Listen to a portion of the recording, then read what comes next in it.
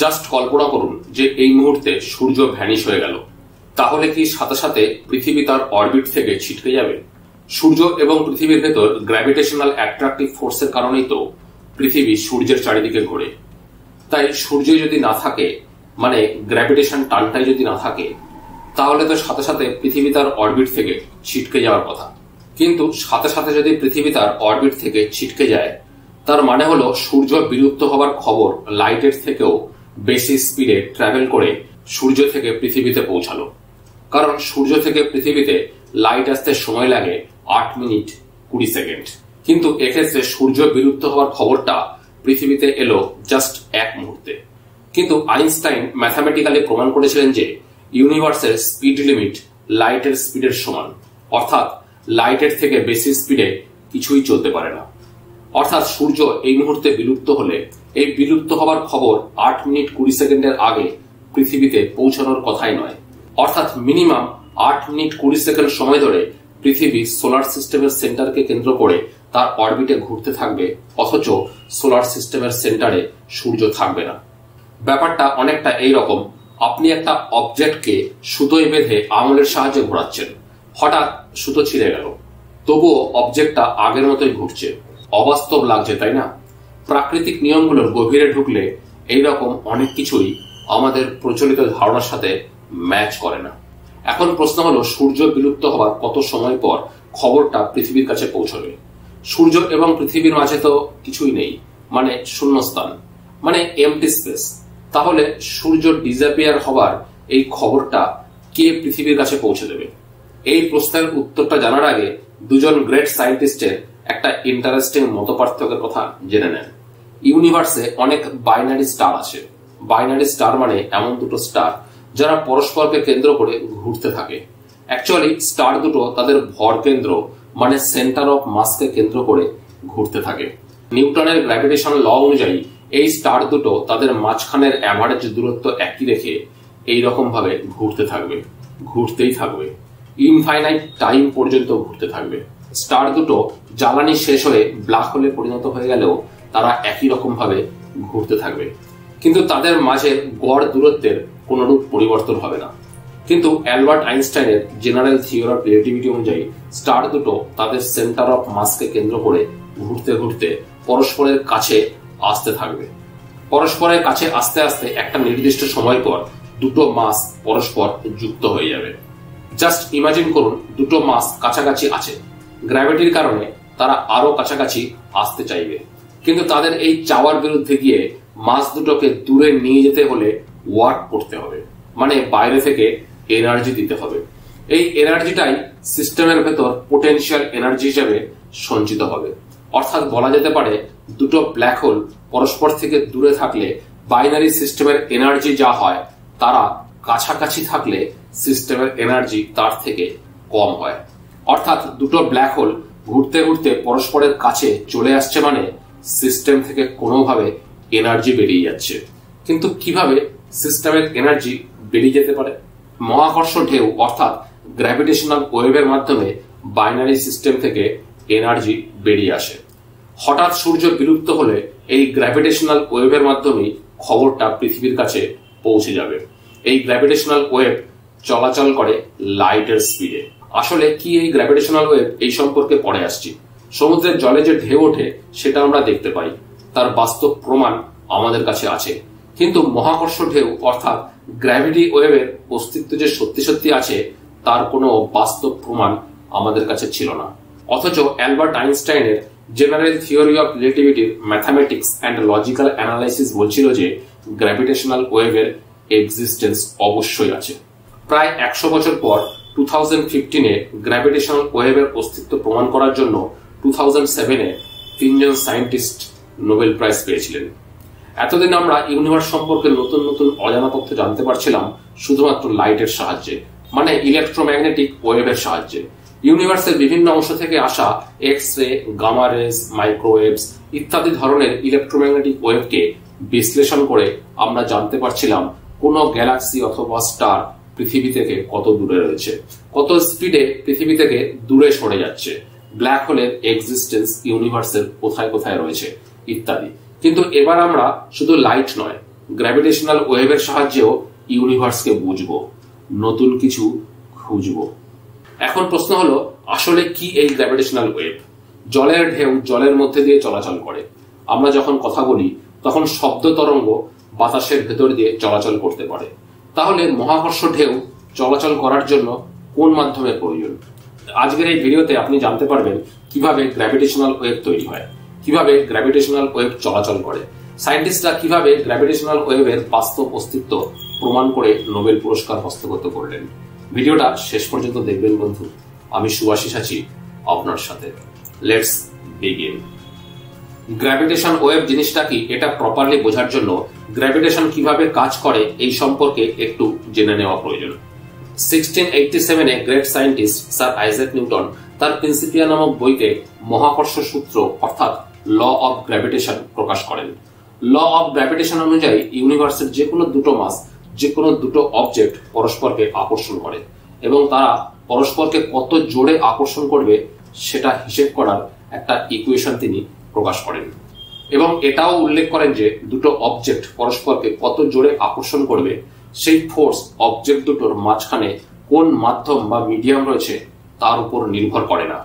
যেমন সূর্য এবং পৃথিবীর মাঝখানে যদি এমটি স্পেস না থেকে বাতাস থাকতো বা জল থাকতো বা অন্য কোনো মিডিয়াম থাকতো, তবুও তারা একই ফোর্সে পরস্পরকে আকর্ষণ করত। কিন্তু গ্র্যাভিটি কিভাবে কাজ করে তার কার্যপ্রণালী সম্পর্কে নিউটন জানতেন না। সূর্যের গ্র্যাভিটেশন ফোর্স শূন্যস্থান মানে এমটি স্পেসের ভেতর দিয়ে কে বহন করে নিয়ে পৃথিবীর কাছে আসে, এর উত্তর নিউটনের কাছে ছিল না। প্রায় 200 বছর পর মহান বৈজ্ঞানিক অ্যালবার্ট আইনস্টাইন নিউটনের মহাকর্ষ সূত্র নিয়ে ভাবনা চিন্তা করা শুরু করলেন। অনেকগুলো থট এক্সপেরিমেন্টের মাধ্যমে তিনি 1915 সালে এক অদ্ভুত মাইন্ড ব্লোয়িং থিওরির জন্ম দিলেন, যার নাম জেনারেল থিওরি অফ রিলেটিভিটি। এই সম্পর্কে ডিটেলসে জানতে হলে এই ভিডিওটা দেখুন, লিংক ডেসক্রিপশন বক্সে দেওয়া আছে। গ্র্যাভিটেশনাল ওয়েভ বোঝার জন্য এই ভিডিওতে খুব ছোট করে একটু জেনারেল থিওরি অফ রিলেটিভিটির কনসেপ্টটা তুলে ধরি। আইনস্টাইনের মতে মহাকর্ষ অর্থাৎ গ্র্যাভিটি কোনো অ্যাট্রাকটিভ ফোর্স নয়। গ্র্যাভিটি যদি কোনো টান না হয়ে থাকে, কোনো ফোর্স না হয়ে থাকে, তাহলে কোনো জিনিসকে উপর থেকে ছেড়ে দিলে নিচে পড়ে যায় কেন? আইনস্টাইনের মতে যেটাকে আপনি এমটি স্পেস ভাবেন সেটা অ্যাকচুয়ালি অদৃশ্য টান করা রাবারের শিটের মতো কিছু একটা।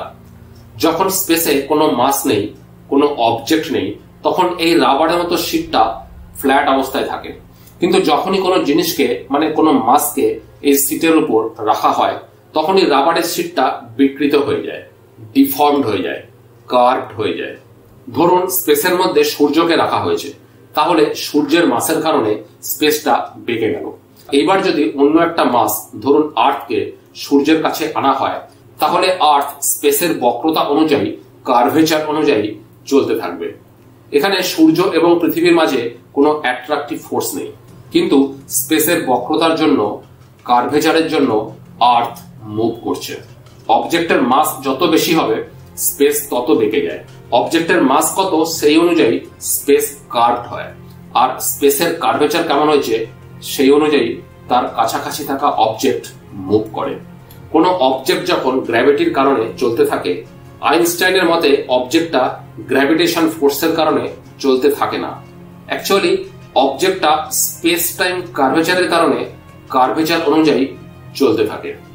এখানে টান করা 2 ডাইমেনশনাল রাবারের শিটের সাহায্যে স্পেসকে বোঝানোর চেষ্টা করা হলেও স্পেস আসলে 3 ডাইমেনশনাল। টাইমকে অ্যাড করলে স্পেস টাইম হ্যাভ 4 ডাইমেনশন। এই মডেলে অবজেক্টের ওয়েট অর্থাৎ গ্র্যাভিটি শিটটাকে নিচের দিকে বাঁকিয়ে দিচ্ছে, কিন্তু আসলে স্পেস টাইমকে বাঁকিয়ে দেয় অবজেক্টের ভর অর্থাৎ মাস। আর স্পেস টাইমে নিচের দিকে বলে কিছু হয় না, অবজেক্টের মাস সব দিক থেকেই স্পেস টাইমকে বাঁকিয়ে দেয়। মাসের পরিমাণ অনুযায়ী স্পেস কতটা বাঁকবে সেটা নির্ভর করে, এবং স্পেস যেরকম যেরকম বেঁকে যায় সেই অনুযায়ী স্পেসে থাকা কোনো অবজেক্ট চলতে থাকে। একেই গ্র্যাভিটি বলে। এখন প্রশ্ন হলো, গ্র্যাভিটেশনাল ওয়েভ কিভাবে তৈরি হয়? চার্জ পার্টিকেল যদি অ্যাক্সেলারেশন নিয়ে চলে, অর্থাৎ কোনো চার্জ পার্টিকেলের ভেলোসিটি যদি ক্রমশ বাড়ে অথবা কমে, তাহলে ইলেকট্রোম্যাগনেটিক ওয়েভ তৈরি হয়। সিমিলারলি কোনো মাস যদি অ্যাক্সেলারেশন নিয়ে চলে, তাহলে গ্র্যাভিটেশনাল রেডিয়েশন অর্থাৎ গ্র্যাভিটেশনাল ওয়েভ তৈরি হয়। আরো সহজভাবে বলা যায় জলকে কোনোভাবে ডিস্টার্ব করলে সেই ডিস্টারবেন্সটা চারিদিকে ছড়িয়ে পড়ে। একই রকম ভাবে স্পেস টাইমকে কোনোভাবে ডিস্টার্ব করলে সেই ডিস্টারবেন্স স্পেস টাইমের লাইটের স্পিডে ঢেউয়ের আকারে চারিদিকে ছড়িয়ে পড়ে। একেই বলে গ্র্যাভিটেশনাল ওয়েভ। ইউনিভার্সে এই গ্র্যাভিটেশনাল ওয়েভের অস্তিত্ব থাকার কথা আইনস্টাইনের জেনারেল থিওরি অফ রিলেটিভিটি 100 বছর আগেই প্রেডিকশন করেছিল। কিন্তু সত্যি সত্যি যে গ্র্যাভিটেশনাল ওয়েভের অস্তিত্ব আছে সেটা ডাইরেক্ট প্রমাণ করা যাবে কিভাবে? সত্যি সত্যি কি স্পেস টাইমকে নাড়িয়ে ঝাঁকিয়ে কাঁপিয়ে দিলে সেই ডিস্টারবেন্সটা চারিদিকে ছড়িয়ে পড়ে? তার প্রমাণ কি? গ্র্যাভিটেশনাল ওয়েভকে ডিটেক্ট করা যাবে কিভাবে?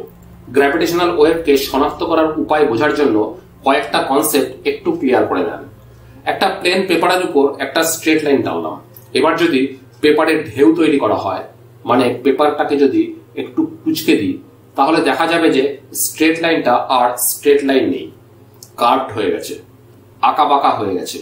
মানে স্ট্রেট লাইনটা যার উপর রয়েছে সেটাই যদি বেঁকে যায় তবে স্ট্রেট লাইনটাও বেঁকে যাবে। সিমিলারলি আপনার শরীরটা স্পেসের ভেতর আছে। এখন যদি স্পেসটাই বেঁকে যায়, মানে স্পেসে যদি ঢেউ তৈরি হয়, তাহলে আপনার শরীরটাও ওই স্ট্রেট লাইনটার মতো আঁকা বাঁকা হয়ে যাবে। অ্যাকচুয়ালি আপনার শরীরের উপর দিয়ে যখন মহাকর্ষ ঢেউ পাস করবে তখন কোনো এক মুহূর্তে আপনার শরীরটা লম্বায় বড় হয়ে যাবে আর চওড়ায় সরু হয়ে যাবে। আবার পরের মুহূর্তেই লম্বায় বেটে হয়ে যাবে এবং চওড়ায় মোটা হয়ে যাবে।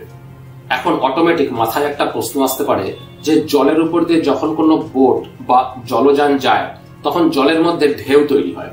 সিমিলারলি আমাদের সামনে দিয়ে একটা গাড়ি চলে গেলেও তো স্পেস টাইমে একটা ঢেউ তৈরি হবার কথা। সেই ঢেউয়ের কারণে তো আমাদের শরীর আঁকাবাঁকা হয়ে যাওয়ার কথা ছিল, কিন্তু হয় না তো। তার কারণ স্পেস খুব অনমনীয়, মানে স্পেস ইজ ভেরি স্টিপ। মানে অল্প একটু মাসের কারণে স্পেস অনেকটা বেন্ড হয়ে যায় না, বা অল্প একটু মাসের অল্প অ্যাক্সিলারেশনের জন্য স্পেস টাইমে অনেক বড় ঢেউ তৈরি হয় না। স্পেস যেহেতু খুব স্টিপ, তাই স্পেসকে একটুখানি বেন্ড করতে হলে অনেকটা মাসের প্রয়োজন। এই কারণেই গ্র্যাভিটেশনাল ফোর্স খুব দুর্বল, খুব উইক হয়। স্পেস টাইম যেহেতু ভীষণ অনমনীয়, ভীষণ স্টিপ, তাই এই স্পেস টাইমে খুব ছোট আলোড়ন তৈরি করতে হলেও প্রয়োজন সাংঘাতিক বল, হিউজ ফোর্স। তাহলে মহাকর্ষ ঢেউকে শনাক্ত করার জন্য এই প্রকাণ্ড ফোর্স পাবো কোথায়? প্রকাণ্ড এক ফোর্সের সন্ধান আপনাকে দিচ্ছি। ইউনিভার্সে অনেক বাইনারি স্টার আছে। বাইনারি স্টার মানে এমন দুটো স্টার যারা পরস্পরকে সেন্টার করে ঘুরতে থাকে। অ্যাকচুয়ালি স্টার দুটো তাদের সেন্টার অফ মাসকে সেন্টার করে ঘুরতে থাকে। এই স্টারগুলোর জ্বালানি শেষ হয়ে গেলে, কন্ডিশন ম্যাচ করলে অনেক ক্ষেত্রে এরা ব্ল্যাক হোলে পরিণত হয়। এই ব্ল্যাক হোল দুটো তাদের সেন্টার অফ মাসকে সেন্টার করে ঘুরতে থাকে। যত সময় এগোতে থাকে তত টোটাল সিস্টেমের এনার্জি কমতে থাকে। এনার্জি তো কমবেই, স্পেস টাইমকে আলোড়িত করতে এনার্জি খরচ হচ্ছে যে, এই এনার্জিটাই তো গ্র্যাভিটেশনাল ওয়েভের মাধ্যমে চারিদিকে ছড়িয়ে পড়ছে। এনার্জি কমতে কমতে পরস্পরের কাছে আস্তে আস্তে একসময় দুটো ব্ল্যাক হোল মিশে গিয়ে একটা ব্ল্যাক হোলে পরিণত হয়ে যায়। ইউনিভার্সের বিভিন্ন অংশে এই ধরনের ঘটনা ঘটেই চলেছে। গ্র্যাভিটেশনাল ওয়েভ তৈরি হচ্ছে, অর্থাৎ পৃথিবীতে এমন একটা যন্ত্র তৈরি করতে হবে যে যন্ত্রটা এই গ্র্যাভিটেশনাল ওয়েভকে ডিটেক্ট করবে। সেই গ্র্যাভিটেশনাল ওয়েভকে বিশ্লেষণ করে আমরা ইউনিভার্সের কোথায় কি ঘটছে সেই সম্পর্কে জানতে পারব। এই ধরনের যন্ত্রের নাম লাইগো, অর্থাৎ laser interferometer gravitational wave observatory. ওয়ার্ল্ডের বিভিন্ন প্রান্তে 5টা লাইগো ডিটেক্টর অলরেডি রয়েছে। 6 নম্বর লাইগো ডিটেক্টর ইন্ডিয়াতে আন্ডার কনস্ট্রাকশন অবস্থায় আছে। আইনস্টাইনের প্রেডিকশনের প্রায় 100 বছর পর ইউনাইটেড স্টেটে অবস্থিত লাইগো অর্থাৎ গ্র্যাভিটি ওয়েভ ডিটেক্টরের সাহায্যে 2015 সালের 14 সেপ্টেম্বর প্রথম ডাইরেক্ট গ্র্যাভিটেশনাল ওয়েভকে ক্যাচ করা সম্ভব হয়। 1.3 বিলিয়ন লাইট ইয়ার্স দূর, মানে এমন দূরত্ব যে দূরত্ব থেকে লাইট আসতে সময় লাগে 1.3 বিলিয়ন ইয়ার্স।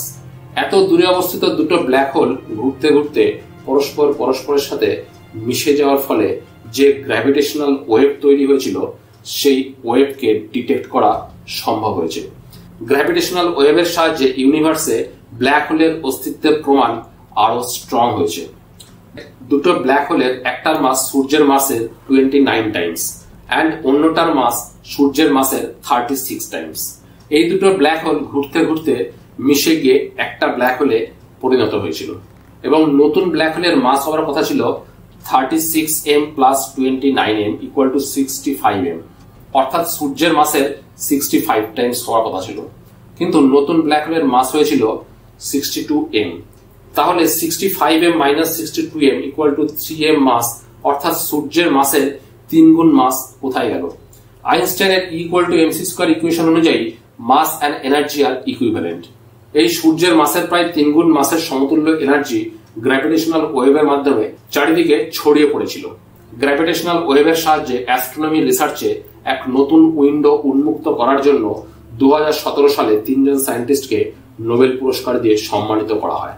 এখন প্রশ্ন হলো, এত দূর থেকে আসা গ্র্যাভিটেশনাল ওয়েভের এফেক্ট তো খুবই ক্ষুদ্র হওয়ার কথা, তাহলে এত নেগলিজিবল এফেক্টকে ডিটেক্ট করা কিভাবে সম্ভব হয়েছিল? লাইগো গ্র্যাভিটি ওয়েভ ডিটেক্টরে 4 কিলোমিটার লম্বা দুটো টানেল পরস্পরের সাথে 90 ডিগ্রি অ্যাঙ্গেলে স্থাপন করা হয়েছিল। একটা লেজার লাইটের সোর্স থেকে আসা লেজার লাইট বিম স্প্লিটারের মাধ্যমে দুটো অংশে ভাগ করা হয়। লেজার লাইটের ভাগ হয়ে যাওয়া দুটো পার্ট দুটো টানেলের ভেতর দিয়ে 4 কিলোমিটার লম্বা পথ অতিক্রম করে দুটো মিররের দ্বারা রিফ্লেক্টেড হয়ে আবার ফিরে এসে একটা পয়েন্টে লাইট রেস গুলোর সাক্ষাৎ হয়। এই দুটো লাইট রেস তার যাত্রাপথে কোন রকম ডিস্টারবেন্সের সম্মুখীন যদি না হয়ে থাকে এবং একই পথ যাত্রা করার পর, মানে 4 + 4 = 8 কিলোমিটার যাত্রা করার পর যদি আবার তাদের সাক্ষাৎ হয়ে থাকে, তাহলে তারা পরস্পর অপোজিট ফেজে মানে বিপরীত দশাতে মিট করে, একে অপরের এফেক্টকে নষ্ট করে দেবে, ফলে কোনো লাইটই ডিটেক্টরে পৌঁছাবে না। কিন্তু যদি লেজার লাইট রেস গুলো তাদের যাত্রাপথে গ্র্যাভিটেশনাল ওয়েভের সম্মুখীন হয়ে থাকে, তাহলে স্পেসে ঢেউ ওঠার কারণে একটা টানেলের লেন্থ বড় হয়ে যাবে এবং অন্যটা ছোট হয়ে যাবে, মানে দুটো টানেল দিয়ে লাইট ডিফারেন্ট ডিস্টেন্স ট্রাভেল করবে। ফলে তারা যখন সম্পূর্ণ পথ চলার পর আবার মিট করবে, তখন বিপরীত দশাতে অর্থাৎ অপোজিট ফেজে মিট করবে না, অর্থাৎ পরস্পরের এফেক্টকে সম্পূর্ণ নষ্ট করতে পারবে না। কিছুটা লাইট ডিটেক্টরে পৌঁছাবে, অর্থাৎ গ্র্যাভিটেশনাল ওয়েভের উপস্থিতিতে লাইট ডিটেক্টরে পৌঁছাবে আর অনুপস্থিতিতে লাইট ডিটেক্টরে পৌঁছাবে না। এই হলো লাইগো ডিটেক্টর দ্বারা ডিটেক্টেড গ্র্যাভিটেশনাল ওয়েভ। আমাদের কান শব্দের যে ওয়েভলেন্থের রেঞ্জকে শুনতে পারে, এই গ্র্যাভিটেশনাল ওয়েভের ওয়েভলেন্থ সেই রেঞ্জের ভিতরেই থাকে।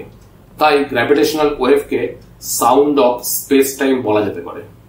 ইউনিভার্সের বিভিন্ন অংশ থেকে আসা লাইট অর্থাৎ ইলেকট্রোম্যাগনেটিক ওয়েভকে পরীক্ষা নিরীক্ষা করে আমরা এতদিন ইউনিভার্সকে দেখতে পেতাম, আর এবার ইউনিভার্সের বিভিন্ন অংশ থেকে আসা গ্র্যাভিটেশনাল ওয়েভকে পরীক্ষা নিরীক্ষা করে আমরা এবার ইউনিভার্সকে শুনতেও পাবো। ভিডিওটা কেমন লাগলো কমেন্টে জানাবেন বন্ধু। আপনার একটা ছোট্ট পজিটিভ ফিডব্যাক আমাকে আপনার জন্য নতুন নতুন ভিডিও বানাতে উৎসাহিত করে।